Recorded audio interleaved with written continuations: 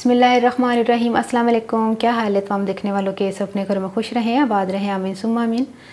आज हम मोतीचूर के लड्डू बना रहे हैं और इस तरीके से बना रहे हैं कि आप घर में कोई भी उम्र का बंदा होगा वो लड्डू आराम से बना लेगा। इससे पहले मैंने मोतीचूर के लड्डू जो बनाए हुए हैं वो हलवाई स्टाइल में जो चम्मच होता है उनका, उस चम्मच से बनाए हुए, और वो चम्मच मैंने ख़रीदा था, स्पेशली मोतीचूर के लिए ख़रीदा था। लेकिन ज़रूरी नहीं है कि हर एक के पास वो चम्मच हो, तो बग़ैर चम्मच के जो उनका चम्मच होता है स्पेशल, उसके बगैर ही हम आज मोतीचूर के लड्डू बनाएंगे। लेकिन किस तरह कि 1.5 कप मैंने चीनी ली है, आधे कप से ज़्यादा मैंने पानी लिया है, फूड कलर मैंने येलो फूड कलर जो है ज़र्दा रंग वो लिया है, 4 से 5 सब्ज़ी इलायची के दाने हैं। सबसे पहले इनका शीरा तैयार कर लेते हैं, बाकी की चीज़ें मैं आपको बाद में बताती हूँ। पानी डाल दें, चीनी, फूड कलर और इलायची के दाने।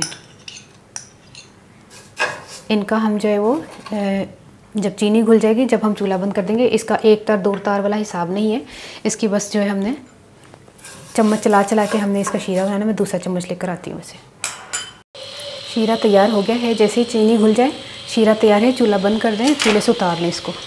1.5 कप मैंने बेसन लिया है और थोड़ा सा इसमें फूड कलर डाल दें, ज़र्दा रंग येलो। उफ़, ये तो बहुत ज़्यादा है, थोड़ा सा ही डालना है, बिल्कुल थोड़ा सा डालना है, ठीक है, क्योंकि हमने शीरे में भी येलो कलर डाल दिया है।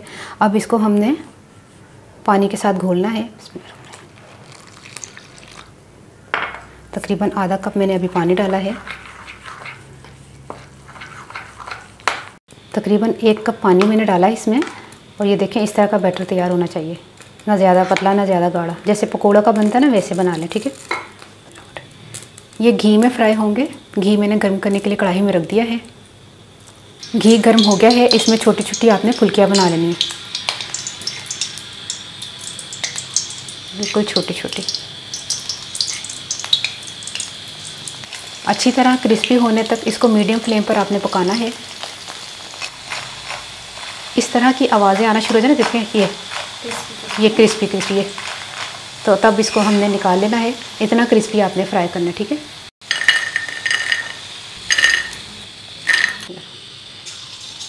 ये मैंने थोड़ा सा इसमें पानी डाला है और बारीक करने के लिए, जैसे मर्ज़ी आप निकालें, बस क्रिस्पी होना चाहिए।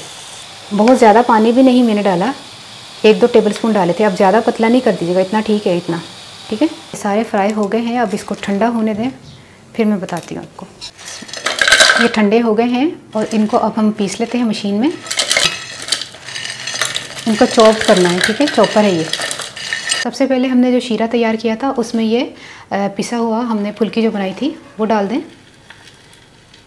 और चूल्हा मैंने जलाया हुआ है क्योंकि शीरा थोड़ा ठंडा हो गया था, तो ठंडे शीरे में जो है ना ये सोख नहीं होगी, और इसको हमने थोड़ा गर्म होना चाहिए शीरा, ठीक है। चूल्हा मैंने जला लिया है। देखिए इसको अच्छी तरह तमाम को शीरे में मिक्स कर दें। अभी ये फूलेगा ना, ये बेसन जो है ये फूलेगा। चूल्हा जला हुआ है, अच्छी तरह जब शीरा गर्म हो जाए तो इसको 15-20 मिनट के लिए ढककर इसको रख देते हैं और चूल्हा बंद कर देते हैं। ये जब ये फूल जाएगा फिर मैं आपसे मिलती हूँ आके। 15 से 20 मिनट हो गए हैं, ये देखिए सारा शीरा इन्होंने जज़्ब कर लिया है। अब इसके लड्डू बना लेते हैं। इसमें चारे मगज़ डालते हैं, लेकिन मेरे पास चारे मगज़ नहीं थे, मैं किशमिश डाल रही हूँ। आप चाहें तो पिस्ता, काजू, बादाम या चारे मगज़ जो भी आप डालना चाहें डाल दें। अब मैं इसको मिक्स करके ना तो इसके लड्डू बनाती हूँ।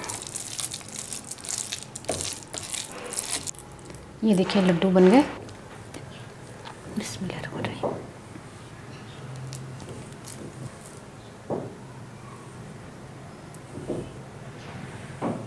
कितने ज़बरदस्त लड्डू बने हैं। आप हर कोई मशरा से बना सकता है, बहुत आसानी से हमने बना लिए हैं। थोड़ा सा फासला रख दें, बाकी दिन नहीं आ रहे। ये देखें, बाकी इसके ऊपर हल्का हल्का सा पिस्ता लगा दें। मैं पंजाबी साजा कि मैं ना 1.5 कप बेसन लिया सी ते 1.5 कप ही चीनी ली सी। जिन्ना बेसन उन्नी चीनी, ते आधा कप तो थोड़ी सारी उत्ते ना पानी पा के मैं ਉਹਨੂੰ कर लिया सी, शीरा बना लिया सी, ते विच फूड कलर पा के ते वो पा के की पाया सी उसमें लाची। शुक्र है याद दिलाती क्योंकि लड्डू एडे सोहने बने ने कि मेरा ध्यान ही लड्डुआं वाले पासे, मेरा बोलन वाले पासे ध्यान ही नहीं है। उस बाद शीरा बना के मैं चूल्हा बंद करता। मैं फिर लड्डुआं की तैयारी चली गई, तो लड्डुआं सिर्फ पानी पा के ते कलर पा के तो मैं घोल लिया सी। ਨਿੱਕੀਆਂ ਨਿੱਕੀਆਂ ਫੁਲਕੀਆਂ ਬਣਾ ਲਓ ਜਾਂ ਬਿਲਕੁਲ ਪਤਲਾ ਜਿਹਾ ਕੋਈ ਘੋਲ ਕੇ ਤੇ ਉਹਨੂੰ ਬਣਾਉਂਦੇ ਜਾਓ।